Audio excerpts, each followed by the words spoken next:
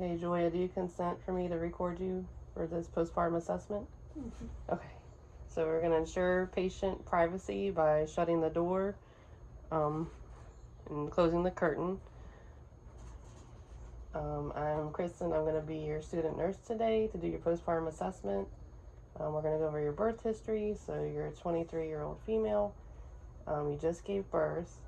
So you're a G1, T1, P0, A0, L1.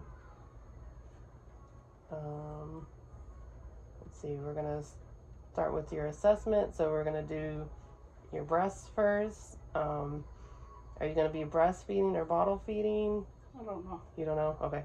So if they're bottle feeding, you don't want to touch their breasts because you don't want any stimulation to the breasts to produce the milk.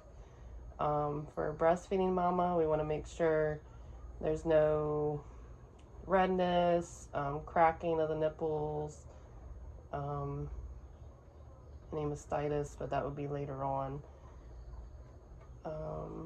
Let's see, next we would check your uterus. So I'm just going to touch your belly.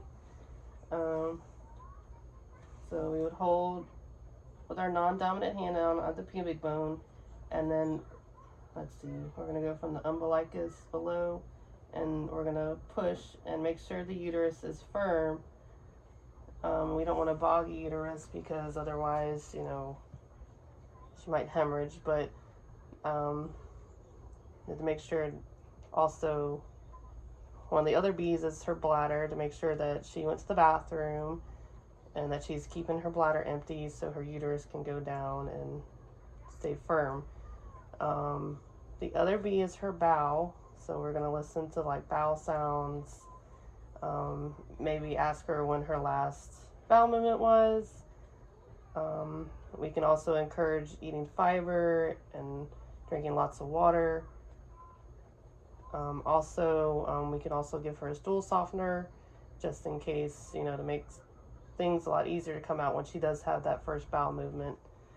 Let's see, what's that? L.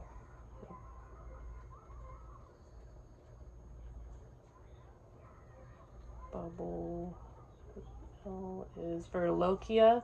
So we would check her pad to see how much lochia is present, and we want to make sure she's not soaking through her pad, rather quickly. There's 3 types of lochia: lochia alba, serosa, and rubra.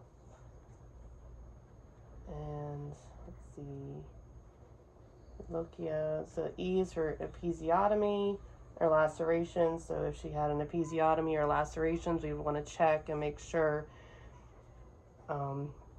like the incision is not red, there's no edema, ecchymosis, drainage, and the approximation of the stitches are where they're supposed to be.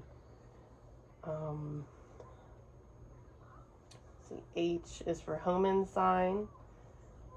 The next E is for emotion. So we want to make sure mom is bonding with her baby. You know, she doesn't have baby blues, that she's interacting with the baby, that she's not on her phone the entire time. She's holding and feeding the baby. And R is for ROGAM. So if mom has a negative blood type and baby has a positive blood type, that she has to have a ROGAM shot after delivery. I think that's everything, right? I think that's everything for our postpartum assessment.